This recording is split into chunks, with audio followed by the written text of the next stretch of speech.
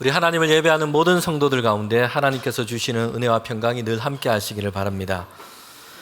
네, 우리나라 이 보건복지부에서는 매년 이 국민들의 건강 상태를 이렇게 실태를 조사해서 보고를 하곤 합니다. 그런데 오래전부터 이미 두드러진 현상이 있다고 합니다. 그것은 정신건강의 문제가 사회적으로 크게 대두되고 있다는 것입니다. 특별히 사람들은 경제적인 어려움, 삶에 대한 어떤 두려움, 막막함을 느끼고 있습니다. 이런저런 이유로 인해서 정신적으로, 심리적으로 건강 상태가 좋지 못한 경우들이 많은 것입니다. 많은 사람들이 과도한 스트레스와 우울증으로 고통과 어려움을 겪고 있기도 합니다. 최근의 조사에 따르면 최근 5년 동안 20대의 경우 최근 5년 동안 우울증 환자가 무려 127% 그렇게 증가했다고 합니다. 어떻게 살 것인가라는 이 현실적인 문제 앞에서 또는 막막한 미래 때문에 불안감을 느끼게 되는 것입니다. 그러면서 우울증과 공황장애를 겪고 있는 청년들이 크게 증가하고 있는 것입니다. 특별히 우리 사회 안에는 치열한 성공주의가 자리하고 있습니다. 이런 사회적인 문화와 분위기 속에서 많은 청년들이 자신에 대한 자존감이 낮아지고 있습니다. 그리고 남들 보기에도 성공이라는 길 위에 그의 인생이 놓여있지 못하다 생각할 때에는 실패자라는 그런 인식이 그렇게 마음속에 들기도 합니다. 이렇게 위축되어 있는 청년들이 많다는 얘기입니다. 특별히 요즘 젊은 세대 전반에는 신종 우울증이 유행처럼 번지고 있는데 그 우울증의 이름을 이렇게 붙여 놓았습니다. 카페인 우울증이라 이렇게 부릅니다. 커피나 카페인 중독 이런 게 아니고요. 카카오 스토리, 페이스북, 인스타그램의 앞글자를 따서 만든 말입니다. SNS나 온라인상에서 다른 사람들이 막 행복하게 이렇게 있는 모습을 보면서 상대적으로 더 박탈감을 느끼면서 우울감을 느끼게 되는 것입니다. 다른 사람들은 저렇게 잘 살고 행복한 것 같은데 나는 왜 이럴까라는 우울감을 느끼게 되는 것입니다. 청년과 젊은 세대만 예를 들어서 말씀드렸지만 사실 다른 세대들도 크게 다르지 않습니다. 현대인들은 정도의 차이는 있지만 매우 경쟁적이고 비교의식이 강한 이런 사회 문화 속에 우리가 살고 있습니다. 이 속에서 우리는 자신들의 어떤 현실의 만족을 느끼지 못하고 우울감이라든지 슬픔에 빠져 지내는 일들이 많습니다. 오늘 예배하러 오신 성도님들은 어떻습니까? 우리의 마음은 안녕하십니까? 네. 오늘 성경 본문에 등장하는 두 사람이 있는데요. 그들은 예수님의 제자였습니다. 예루살렘에서 엠마오라고 하는 곳으로 지금 내려가고 있습니다. 여기서 내려가다라는 것은 어떤 공간과 위치의 이동을 먼저는 나타내고 있습니다. 예루살렘은 아주 높은 지대에 있었던 도시였습니다. 그러기에 예루살렘에서 엠마오로 향해서 가는 길은 내려가는 길이 됩니다. 그런데 이 내려가다라는 이 단어는 성경에서는 한편에서는 이 두 사람의 어떤 내적인 상태, 그들의 마음과 그들의 어떤 신앙과 영적인 상태를 그렇게 보여주고 있습니다. 내면적으로 영적으로 침체의 길로 지금 가고 있는 것입니다. 두 사람은 예수님의 12 제자 중에 속해 있지는 않았습니다. 그런데 제자들이라고 그렇게 말씀하고 있는 것을 보면 그들은 예수님과 가까이 있었고 주님 가까이 따랐던 인물들로 그렇게 보입니다. 그들이 지금 내려가고 있는 것이요. 침체의 길을 걷고 있다는 것입니다. 우리는 왜 그들이 이렇게 영적 침체의 길을 가고 있는지를 잘 알 수 있습니다. 왜냐하면 예수님께서 십자가에 달려 죽으셨기 때문입니다. 그런데 오늘 말씀을 우리가 읽다가 보면 생각이 드는 것이 있습니다. 이 두 명의 제자가 예수님께서 십자가에 달려 죽으신 것, 장사된 것, 이것만 알고 있었던 것은 아니라는 것이요.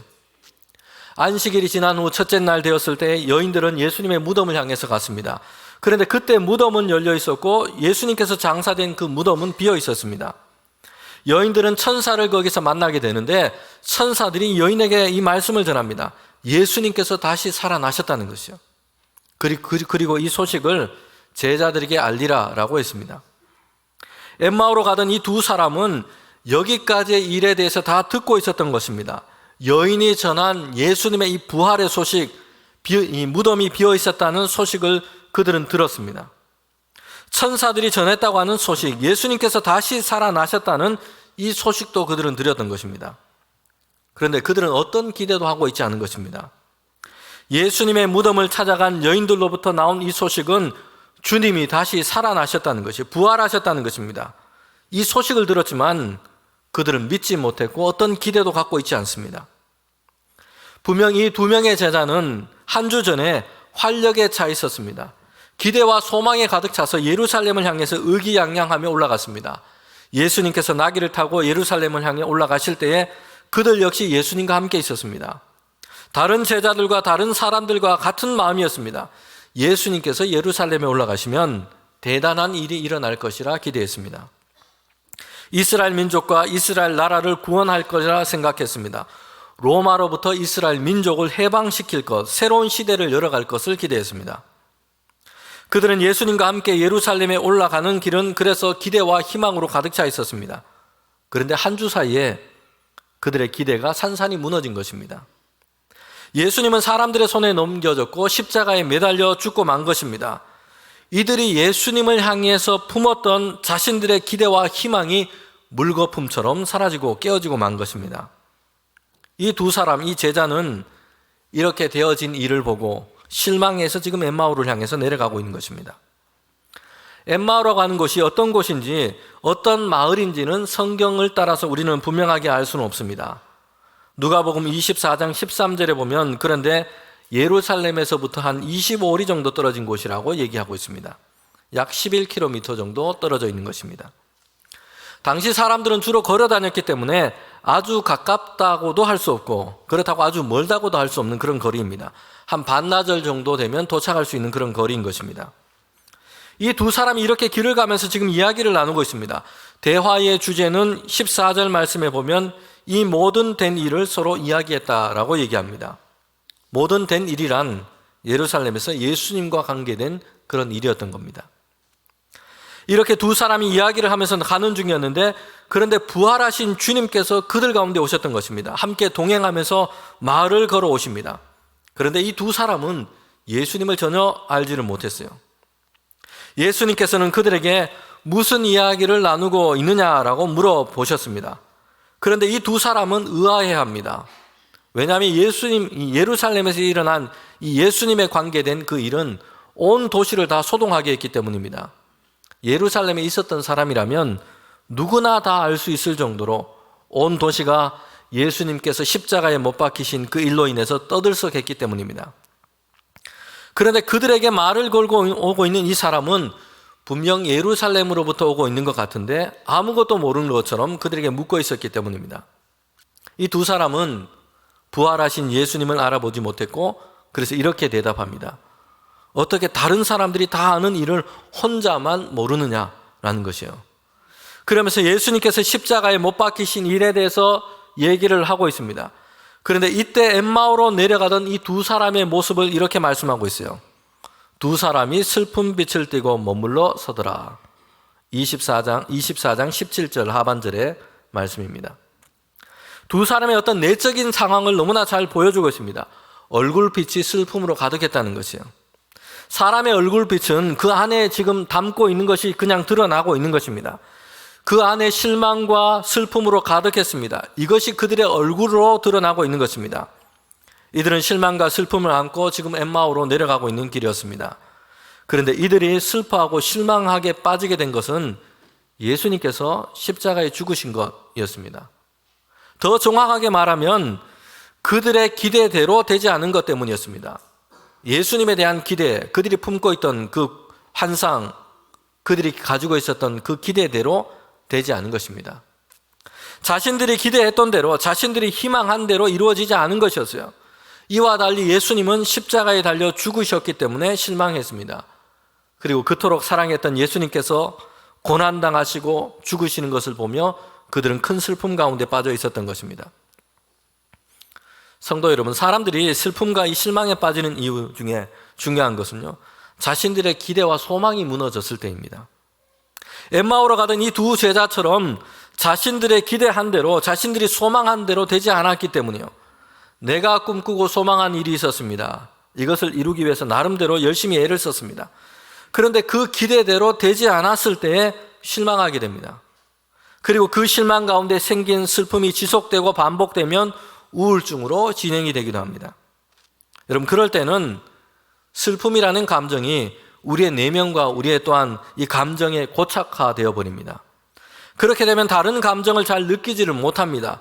더 깊은 실망과 슬픔 속으로 계속해서 내려가게 되는 것입니다. 슬픔과 우울증이 이렇게 구분이 된다고 합니다. 이 슬픔에는 분명한 특정한 이유와 사건이 계기가 되어서 시작이 됩니다. 그런데 우울증으로 넘어가면 이제는 그냥 모든 일이 다 슬퍼지게 되는 것입니다. 평소에 기뻐했던 일, 그것조차도 거기에서 즐거움을 얻지를 못하게 됩니다. 그렇게 되면 평소에 만약에 이 먹는 것을 즐거워했던 분이 있다고 생각하면 아무것도 먹고 싶지 않게 되고 무엇을 먹어도 맛이 없게 됩니다.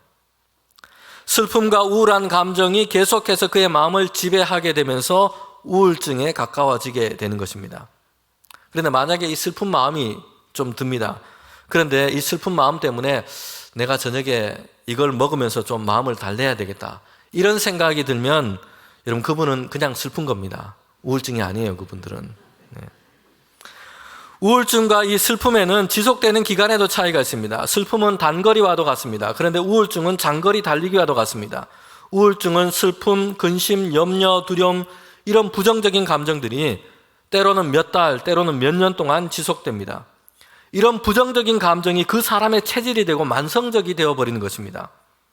이런 슬픔이 장기화되는 것은 그 사람의 마음을 갉아먹는 이런 좀벌레와도 같습니다. 인생의 다른 어떤 맛을 느끼지를 못합니다. 기쁨도 즐거움도 느끼지를 못하게 됩니다. 슬픔과 우울이라고 하는 이 부정적인 감정에 사로잡혀서 그냥 그의 마음과 생각이 그렇게 굳어져 버리는 것입니다. 사람들이 이렇게 우울과 슬픔을 느끼는 큰 이유 중에 하나가 내가 뜻하는 대로 잘 되지 않기 때문이요, 내가 기대한 대로 되지 않기 때문입니다. 엠마오로 가는 제자들이 그랬습니다. 예수님을 따라서 예루살렘에 올라갈 때 그들이 기대했던 것이 있었습니다. 그런데 그대로 이루어지지 않은 것입니다.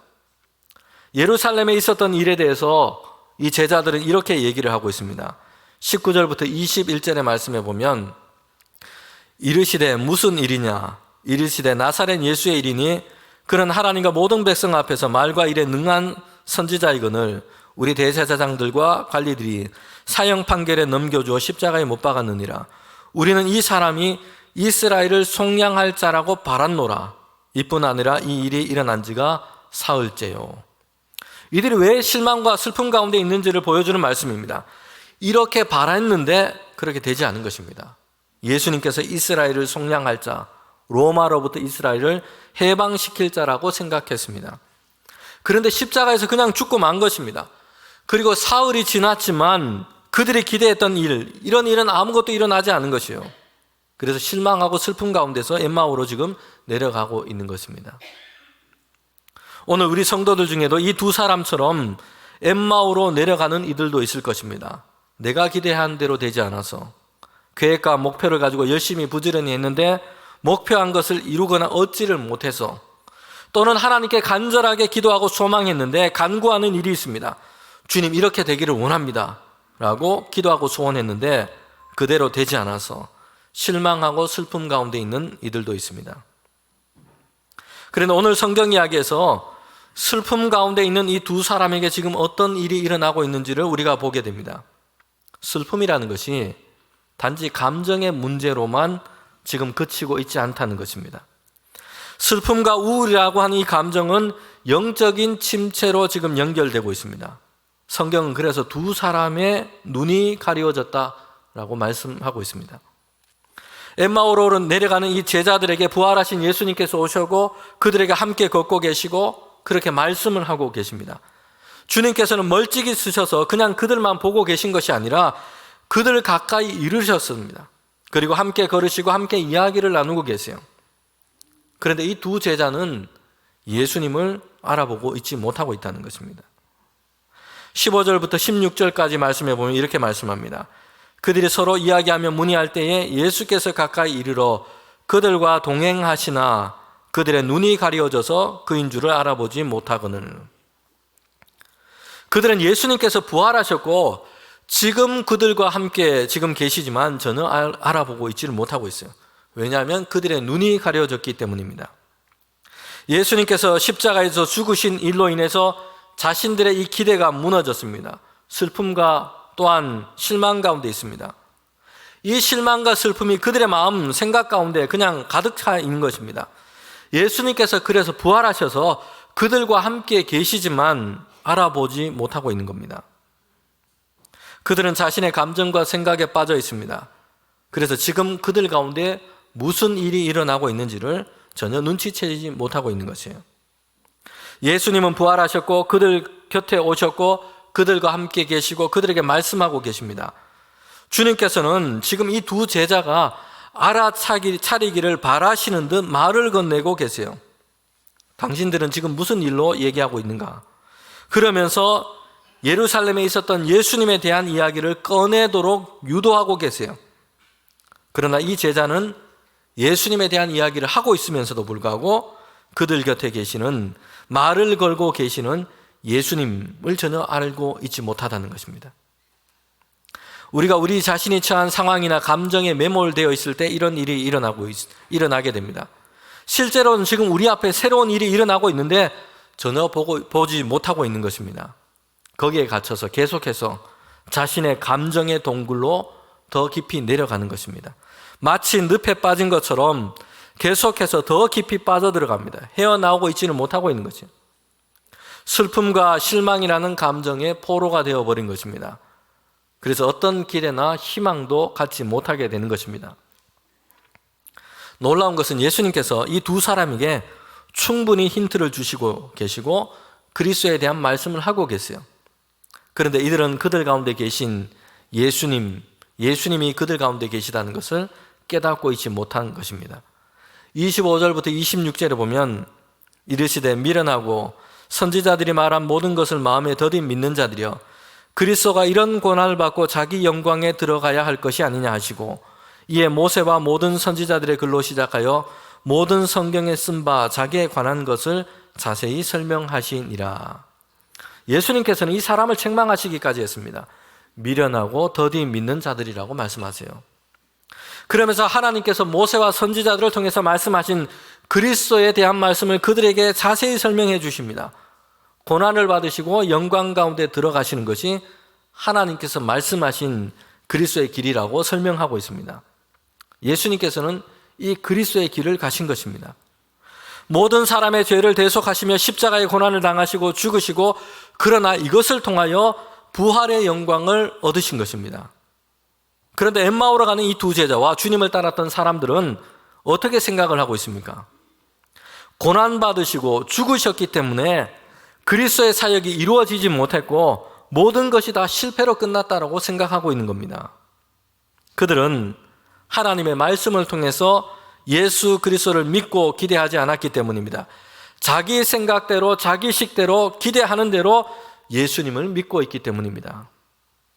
예수님은 하나님이 주신 말씀대로 고난과 십자가의 그 죽음을 짊어지시고 세상과 사람들을 위한, 우리를 위한 하나님의 구원을 이루셨습니다. 그러나 사람들은 자기 식대로 생각해서 예수님께서 십자가를 지셨기 때문에 실패하고 모든 것이 다 끝났다라고 생각하고 있는 것입니다. 그들은 이런 상황에서 실망과 실패 가운데 있습니다. 눈이 어두워져서 부활하신 예수님이 그들 곁에 계시지만 알아보지 못하고 있는 겁니다.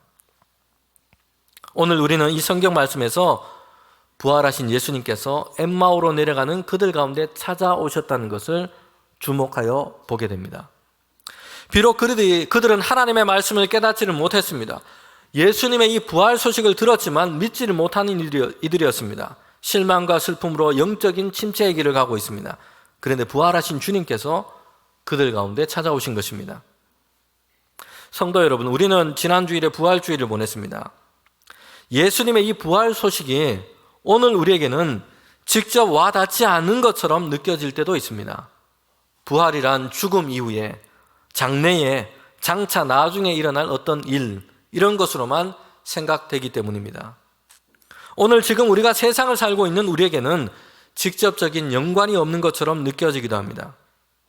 성도 여러분, 그러나 부활하신 주님께서는 곧장 하나님의 우편으로 승천하지 않으셨습니다.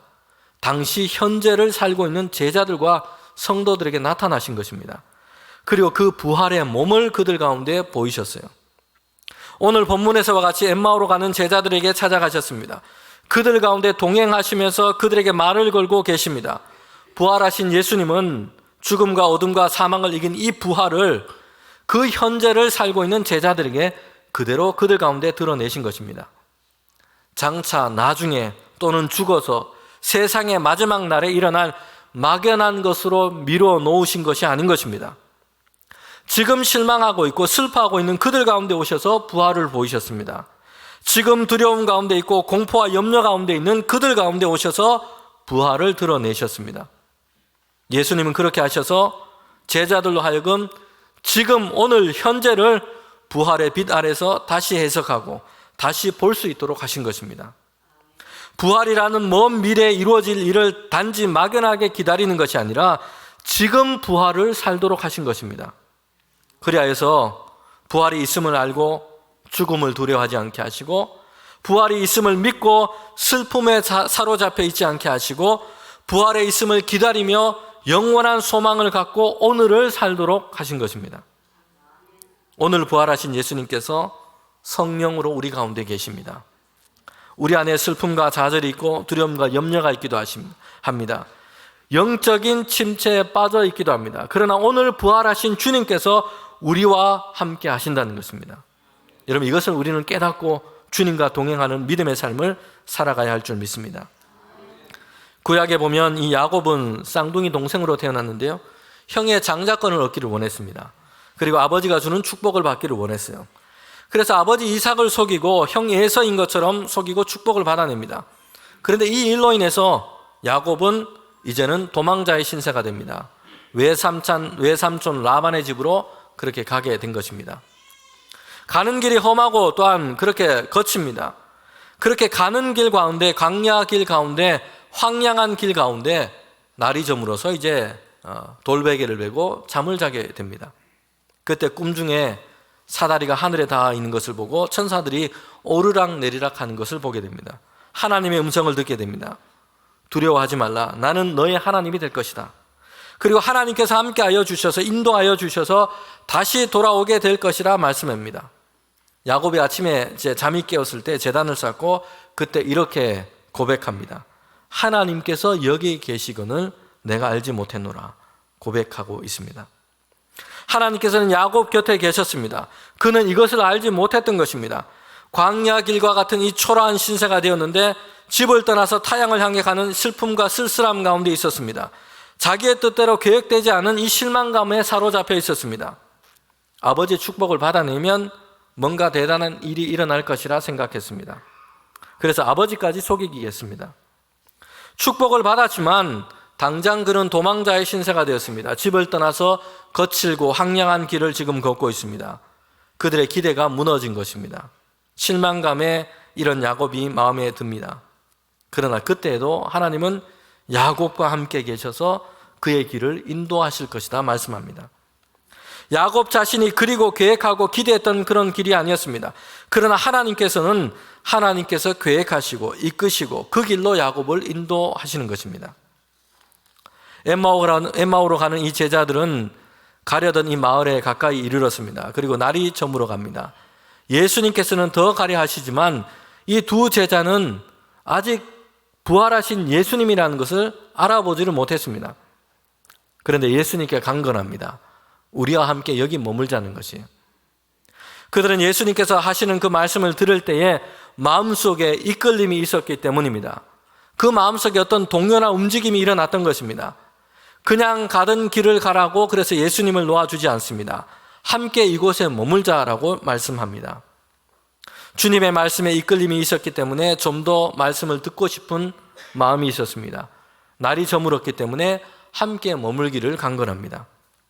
그런데 부활하신 예수님께서 그때 그들과 함께 머물면서 음식을 잡수시게 되는데 주님께서는 떡을 가지시고 축사하시고 떼어서 그들에게 나누어 주시는 것입니다. 그때 이 사람들의 눈이 밝아지게 된 겁니다. 예수님을 알아보게 된 겁니다. 이전에 그들 가운데 행하셨던 예수님의 모습을 떠올리게 된 것입니다. 주님께서는 오병이어의 기적을 행하시면서 축사하시고 떡을 떼어 나누어 주셨어요. 12명의 제자와 마지막 식사를 하시면서 떡을 들어 축사하시고 그들 가운데 나누어 주셨습니다. 예수님께서는 따르는 사람들 앞에서 자주 이 일을 행하셨던 것입니다. 떡을 떼어 축사하시고 그들 가운데 나누어 주신 것이에요. 떡을 들어 축사하시고 떼어 나누어 주시는 이 모습을 보면서 그들의 눈이 밝아진 것입니다. 아, 이분이 예수님이시구나 라는 것을 알게 된 것이에요. 여러분, 그럴 때 주님은 벌써 그들 눈앞에서 사라져 버리셨습니다. 보이지 않는 겁니다. 예수님은 십자가에 달려 죽으신 줄만 알았는데 부활하신 예수님께서 그들 가운데 찾아오신 것입니다. 예수님께서 살아나신 것입니다.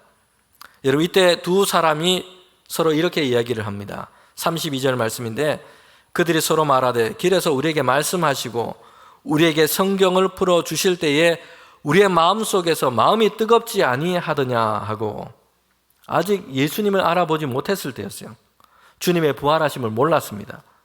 그런데 예수님께서 성경을 풀어주실 때에, 그것을 들을 때에 그의 마음이 뜨거워졌던 것입니다. 이전에는 슬픔과 낙심으로 침체되어 있었는데 성경을 풀어주실 때에, 그리스도에 대한 말씀을 그들 가운데 풀어주실 때에 그의 마음에 생기가 돌고 마음이 뜨거워지기 시작한 겁니다.